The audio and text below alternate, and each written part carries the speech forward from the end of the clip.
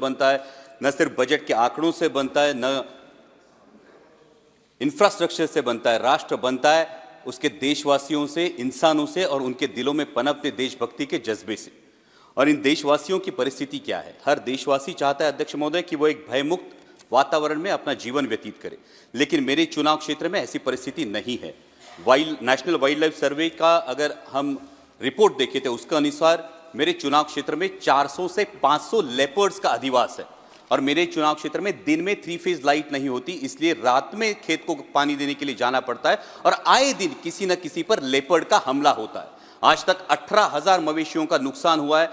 20 से 25 लोगों ने पिछले साल में अपनी जान गंवाई है। और अभी जुन्नर फॉरेस्ट विभाग ने महाराष्ट्र सरकार को एक प्रस्ताव भेजा है, जो इकलौता सोल्यूशन है वो लेपर्ड रिप्रोडक्शन कंट्रोल का सोल्यूशन है। और इसके लिए मैं नियमित तरीके से मंत्रालय से भी गुजारिश कर रहा हूं, और मेरी ये गुजारिश है कि मंत्रालय इस पर संज्ञान ले और लेपर्ड रिप्रोडक्शन कंट्रोल करे और मेरे चुनाव क्षेत्र में दिन में 3 फेज लाइट देने का निर्देश राज्य सरकार को पारित करे। महामहिम राष्ट्रपति जी ने अपने अभिभाषण में गरीबों के लिए मकान की बात की, जो निश्चित ही सराहनीय है।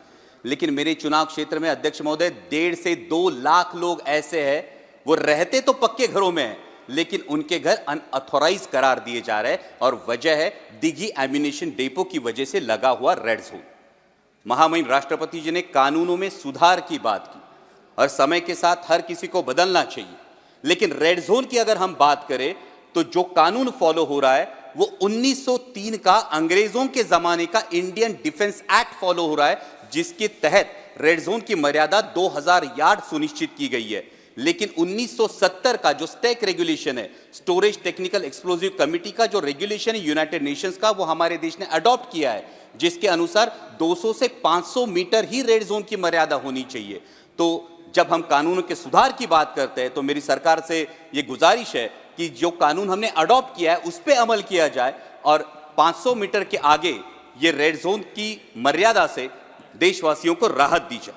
महामहिम राष्ट्रपति जी ने अपने अभिभाषण में एग्रीकल्चर एक्सपोर्ट की बात की और विकसित भारत के जो 4 स्तंभ हैं उन्होंने किसानों का जिक्र भी किया।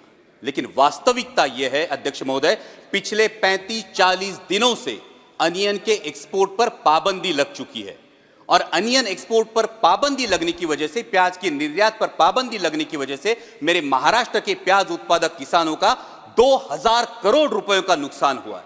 और इस पाबंदी की वजह से भला हो रहा है पाकिस्तान के किसानों का, क्योंकि मिडिल ईस्ट का मार्केट हो, यूरोप का मार्केट हो, यह पूरा पाकिस्तान अनियन ग्रोअर फार्मर्स के हाथ में चला गया है और पाकिस्तान के किसानों को उनके प्याज का दाम मिल रहा है, लेकिन मेरे किसान को अपना प्याज 8 से 10 रुपए किलो के दाम में बेचना पड़ रहा है। हमने सरकार से सुना था कि पाकिस्तान की कमर तोड़ देंगे, ये तो इस निर्णय की वजह से पाकिस्तान के किसानों को भला हो रहा है, कमर मेरे किसानों की टूट रही है।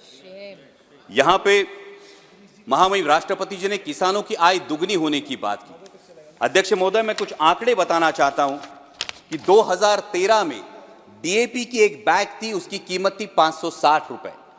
2024 में डीएपी की बैग की कीमत है 1100 रुपए। जो लागत की मजदूरी थी प्याज के लिए, उसकी कीमत थी 5000 रुपए, आज लागत की मजदूरी जाती है 11,000 रुपए।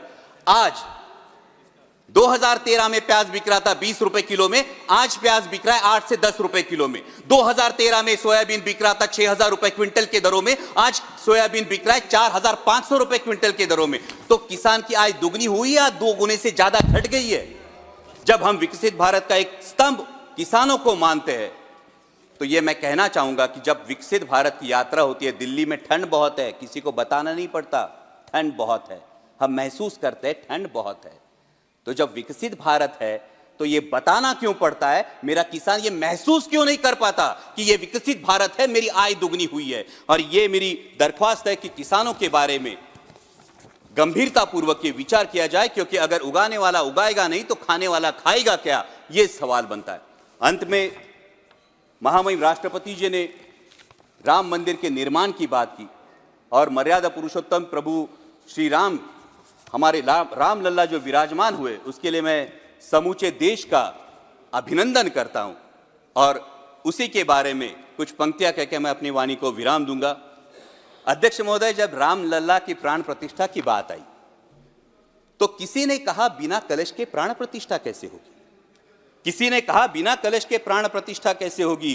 किसी ने कहा जब चुनाव ही प्राण हो तो सोचो कौन सी प्रतिष्ठा दांव पे लगी होगी। लोग तो कुछ कहेंगे, लोगों का काम है कहना। आप जन की बात मत सुनना, सिर्फ मन की बात करना। फिर भी खुश थे हम 500 साल का सपना जो पूरा हो रहा था, हमारे अंदर का हिंदू भी पूरी तरह से जाग गया था। तो चल पड़े अयोध्या की ओर, राम लल्ला की दर्शन की आस लगाए। चल पड़े अयोध्या की ओर, राम लल्ला के दर्शन की आस लगाए। जो सामने नजारा देखा वो देखकर दंग रह गए। वो 3 मंजिलें, 400 खंबे, 32 सीढ़ियां, जय श्री राम का नारा लगाते हुए हम सीढ़ियां चढ़ने लगे। राम लल्ला से क्या गुहार लगाए ये सोचने लगे।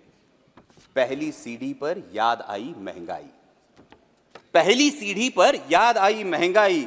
दूसरी पर देश में बढ़ती बेरोजगारी, तीसरी पर पत्रकारिता की चरण चुंबकता, चौथी पर सेंट्रल एजेंसीज की संदिग्ध भूमिका।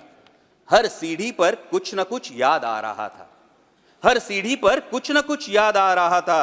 कहीं 15 लाख का जुमला, कहीं किसानों का आक्रोश था, कहीं महिला कुश्तीगिरों की वेदना थी, कहीं सालाना 2 करोड़ रोजगारों का वादा था, कहीं बढ़ती सांप्रदायिकता थी, तो कहीं चुनिंदा पूंजीपतियों पर मेहरबान हमारी सरकार का चेहरा था। इस वास्तविकता ने झंझोड़ने के बाद भी हम अंधभक्तों की तरह चलते गए। होश तो तब संभाला जब राम लल्ला के दर्शन हुए। हमें नतमस्तक देख राम लल्ला मुस्कुराते हुए बोले, हमें नतमस्तक देख राम लल्ला मुस्कुराते हुए बोले, मैं कल भी था, आज भी हूं, कल भी रहूंगा। जितना इस मंदिर में हूं उतना ही तुम्हारे मन में रहूंगा। लेकिन याद